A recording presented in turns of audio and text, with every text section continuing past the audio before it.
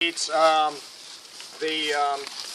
division is 6,100 plus soldiers, and with each one of the brigades deployed with all its battalions online, even with Dave's brigade on the right front and Manigault's brigade on the left front, they've still got a considerable frontage. The other thing is that they start from further east of the Lafayette Road than is kind of commonly recognized. They also start back from behind the left of Johnson's division, so that nice neat line that we often see on the maps is not always quite right. But we'll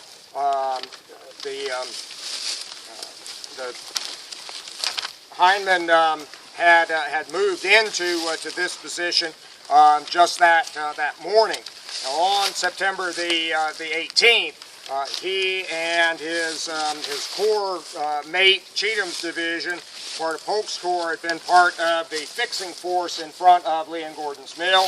Hindman's division had actually been deployed down in the fields on the Clarissa Hunt farm, and then on the 19th they shift around a little bit more to the east of Lee and Gordon's Mill. But on the afternoon of the 19th, they were ordered to turn that position over at Lee and Gordon's Mill, and they march up and they cross Chickamauga Creek down at Hunt's or Dalton's Ford. They march northward, and at that time the fight is going on down in the Vineyard Field, and they begin to deploy into line of battle.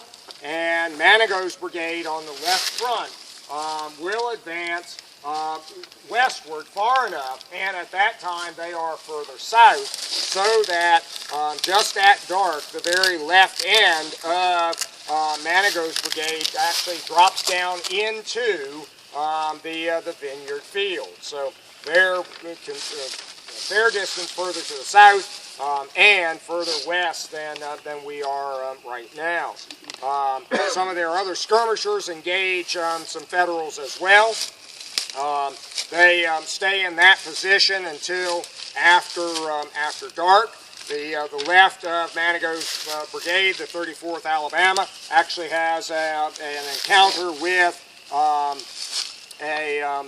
Federal patrol of about 60 men that is sent out. Later on, Manigault will say that that he has an encounter with a captured Federal officer who he's pretty certain was the man leading that patrol, and that Federal officer said that as he led his men forward and suddenly realized they were close to the Confederates, before he could order his patrol to withdraw, some of his men began firing, and that elicited a volley from the left of the 34th Alabama, and pretty much devastated that 60-man patrol. But shortly after that, Hindman's division is actually going to be dropped back about 500 yards from that position, where they will then bivouac that night. And on the morning of the 20th, or in the early morning hours of the 20th, informed of the dawn attack that is to begin on the right and move southward by division, and as Manigault says, he was informed that he would move when Dave's brigade moved. They began to take their position. Of course, when no attack begins at day dawn, they begin to wonder what is going on, and Manigault even says that by the time that the attack did begin, they had begun to believe that maybe there would be no attack whatsoever, that they would be spared combat that day. But they will make some additional adjustments in their line, and then about 11 a.m. will be ordered forward, and will advance westward from the ground that we have just traversed. I want to talk a little bit about Hindman's division. Okay. Yet another one of those happy, harmonious commands in the Army of Tennessee. Thomas Carmichael Hindman hasn't been here very long.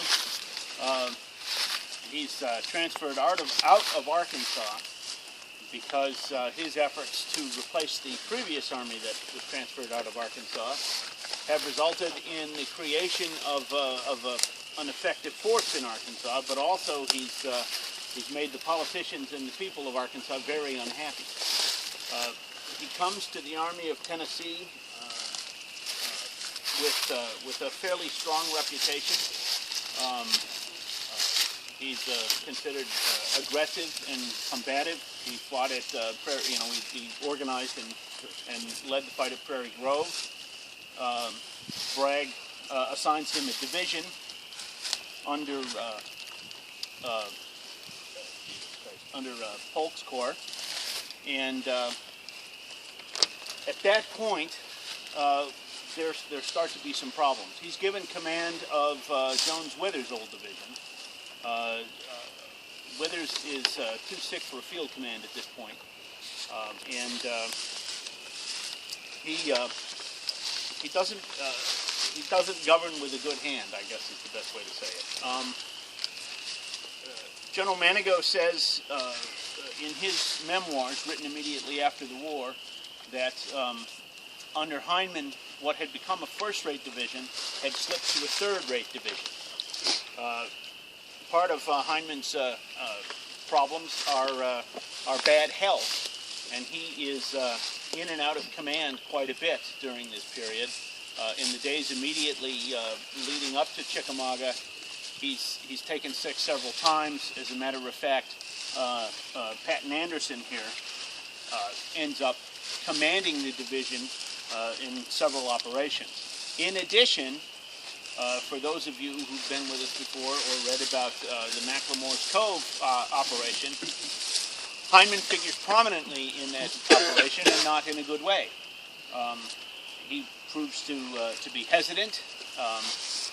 His hesitation is reinforced by Simon Bolivar Buckner, who at one point who is assigned to his command.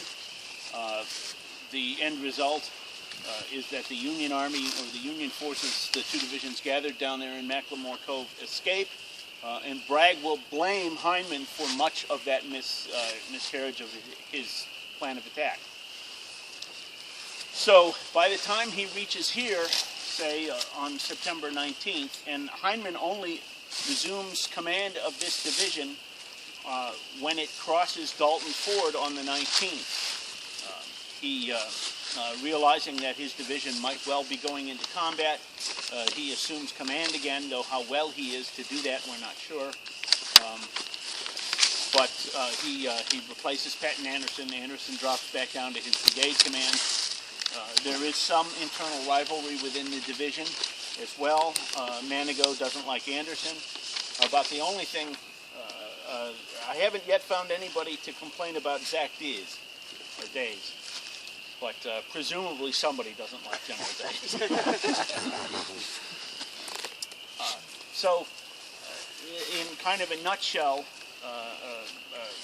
these are yet again another division with some internal dissent and some problems. It's not a command that's had time to smooth out its command relationships, to train together, and where all the officers trust each other.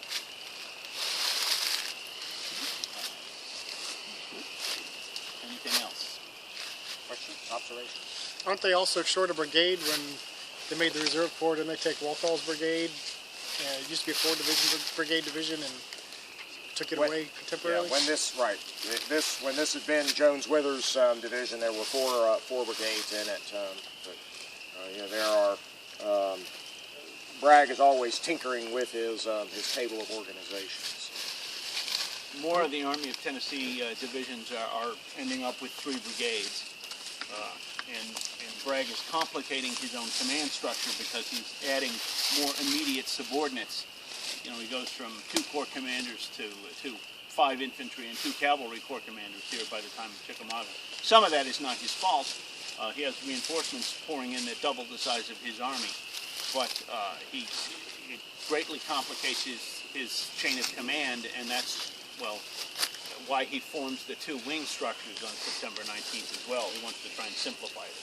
When does Withers leave and when does Hindman come? Hindman comes in July after the retreat to Chattanooga. I don't know if Jones Withers, I don't think Jones Withers was with the Army. I think he left in like March or April. And No, Withers left in July. he did leave in July? And then it's a question of who commands the division until Hindman shows up. And you said nobody gets like Days. Well, Anderson does, because he's been pushed out to Bridgeport, and Days is left to command the pieces of the division that are back in Chattanooga. And there's correspondence back and forth about, you know, I'm the senior man, I should be in charge, and you've let him be in charge, and I want it fixed. And they just say, pound sand, you know, you're not going to do that. And so they leave Days in charge, and then Hindman shows up, and he goes out. Kate Cummings, the nurse, who's so good about things going on in the rear areas, she rides out on the train with him and to Cherokee Springs. She's impressed with him. He's a dandy. Well, you know, 5 feet tall and patent leather gloves and rattan cane and ringlets. Yep. Long hair, curled in ringlets. Also supported Claiborne in the gunfight. Yep, that's right. Yeah. He's a character. So. Well, thank you for finding someone who doesn't like Dave. Well, you know, they get over it. But Yeah. data rank is everything. Okay.